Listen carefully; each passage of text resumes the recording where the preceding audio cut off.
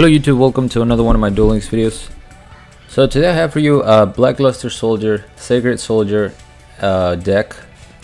The deck really revolves around him, but I threw in one Envoy of the Evening Twilight as well. I haven't picked up a second one, so I'm still waiting on a version for this card specifically. But this idea I got from Playmaker's Discord.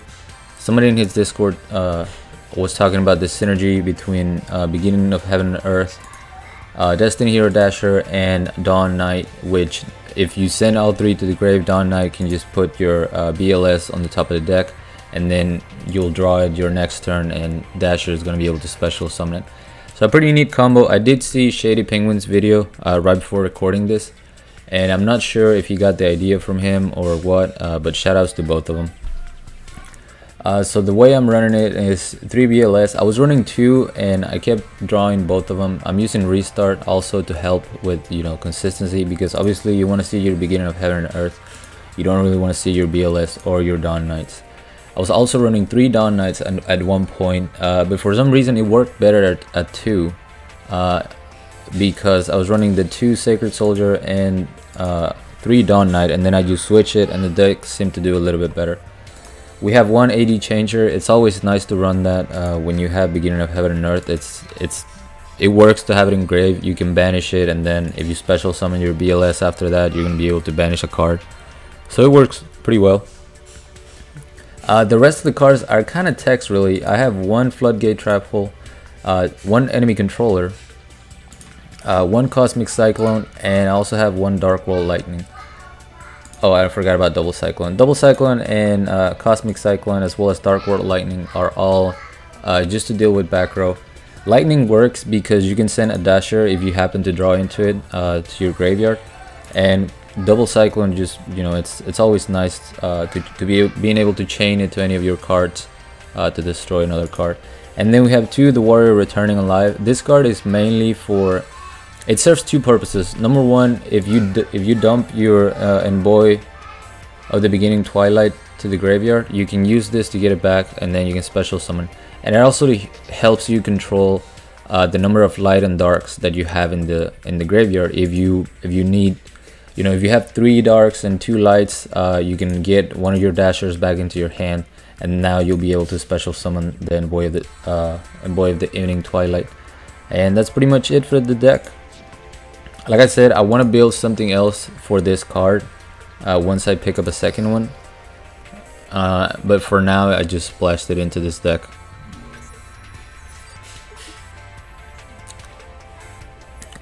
Going up against Dex. Now this duel was probably one of the best case scenarios. Like the deck throughout this duel did everything I wanted it to do.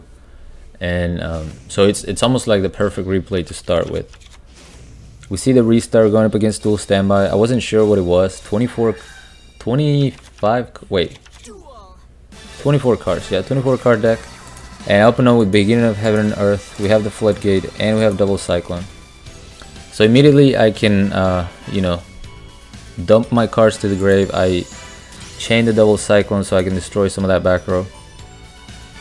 Now, it's not guaranteed that they won't pick your BLS, obviously, but you have a 66% chance of them picking the card that's going to let you do your full combo. There you see the BLS goes to the top, and then Dasher just special summons it. That also, when you have your Evening Twilight after you use Beginning of Heaven and Earth, like that's perfect because you have your Dark and your Light. So I'm able to special summon both of them in the same turn. And then I summon my Dawn Knight. I can't attack because of my Twilight's effect. We see the Man-Eater bug. She's going to destroy a monster, unfortunately. But that's fine. I'll pick up my Dasher back into the hand. Fortunately, we lost both of our boss monsters. And I still wasn't sure what I was going up against. Joust wasn't telling me much. Could be Mill. I think that's what it is, Mill. But anyway, this time they actually pick the Sacred Soldier, so he comes to my hand, and that's not ideal. I was also playing around with this card, the Immortal Bushi, because if you don't control anything during your standby phase, you can special summon this from the grave, and that was like an extra part of the engine in order to tribute summon the Sacred Soldier. But I ended up cutting it. Right there I was able to put my card back in the grave and then banish the Worm.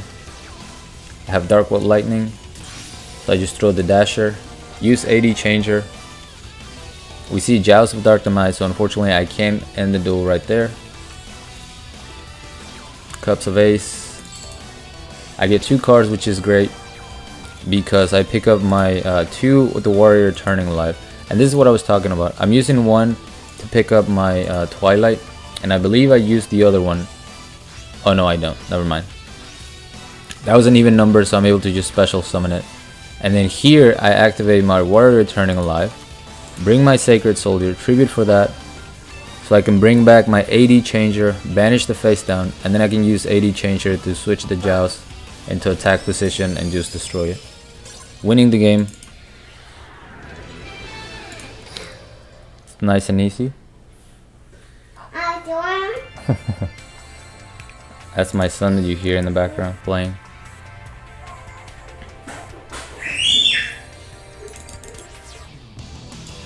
Alright, so now we have a Yummy Yugi.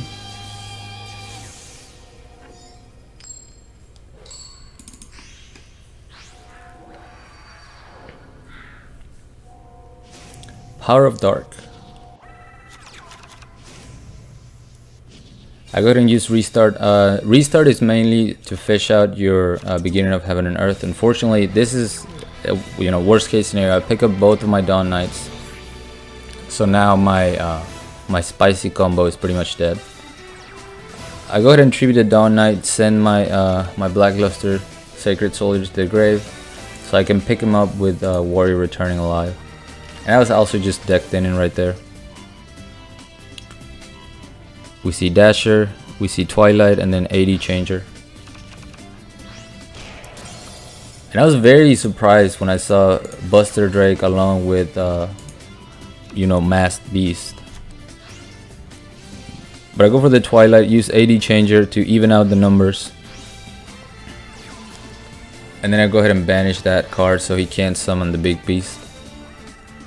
We see Copycat, which is gonna put him right at 3000. Decides not to crash, which that works pretty well for me because I pick up a Sacred Soldier, so I can just banish that Copycat right away. Use AD Changer so I can damage him, and that's game.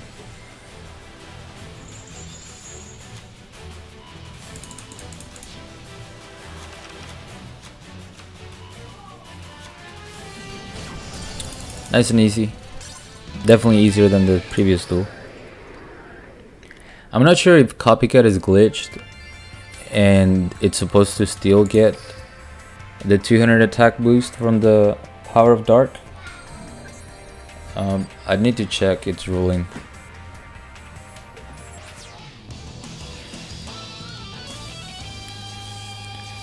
Another Yummy Yugi, unless I click the same replay. By the way, I will be streaming tonight a couple hours after this video goes out. I'll probably just do some PvP. We had a tournament last night that went pretty well. Alright, we see Fire Formation, Gyoku, pin down our Floodgate, which is a little unfortunate, but at least it wasn't our Beginning of Heaven and Earth. We see the Cosmic Cyclone, so I just chain that. And they don't pick my BLS, so I'm going to be able to pull the combo right away. Now, it's very important that if you have a Dawn Knight set that it's going to get destroyed, you activate your Beginning of Heaven and Earth first. Because Dawn Knight's effect, it's mandatory. So if this goes to the grave from the field, you have to activate the effect, and then if you use your Beginning of Heaven and Earth, you won't be able to activate the other effect because you already activated the first one. Wanted to let you guys know that. They tag out into Augustus because they know what's coming. Luckily for me, I have the Cosmic Cyclone to deal with that back row. So during my draw phase, before my BLS is summoned, I go ahead and snipe that. I was afraid of something like Floodgate. And it was a wall of disruption, so the duel goes pretty smoothly from here on out, if I remember correctly. I have another Beginning of Heaven and Earth. My Floodgate is pinned down, unfortunately. But yeah, he can't do much. Picks up another Laquari. I go ahead and send my AD Changer and pretty much thin my deck. And then I pick up another Sacred Soldier. Very clutch. Didn't have anything banished, so I couldn't use its effect. But I can still attack over both of the Laquaris and win the game. There we go. You could probably add, I did see, like I mentioned, I watched Shady Penguin's video and he talked about Dark World dealings. That's probably not a bad idea. Especially once you start replenishing your resources, you don't really have a use for example, a Dasher in your hand. So using Dark World dealings wouldn't be a bad option if you have them. I only have one. We got a Weeble, or mandatory Weeble. Parasite Infestation. I keep this hand because I have Beginning of Heaven and Earth, and I'm afraid of restarting and picking up 2 Dawn Knights. We see the Parasite right on top, which we're not worried about. Beginning of Heaven and Earth is going to shuffle our deck. And the funny thing is, if you have your Dasher in the graveyard and you draw a Parasite, you can special summon the Parasite, and it won't damage you because you're summoning it with Dasher's effect instead of the Parasite's effect. Go ahead and destroy that annoying Amazonic Swordswoman. And I pick up Dasher in case I get Lava Golem, which I do. That way I can just tribute the Lava Golem. Send my AD Changer to the graveyard. You never know if that could be a Floodgate trap hole. AD Changer can always help you out with that. Hitting for 2100. We see the Amazonic Swordswoman destroy or Dasher. But we have another Beginning of Heaven and Earth.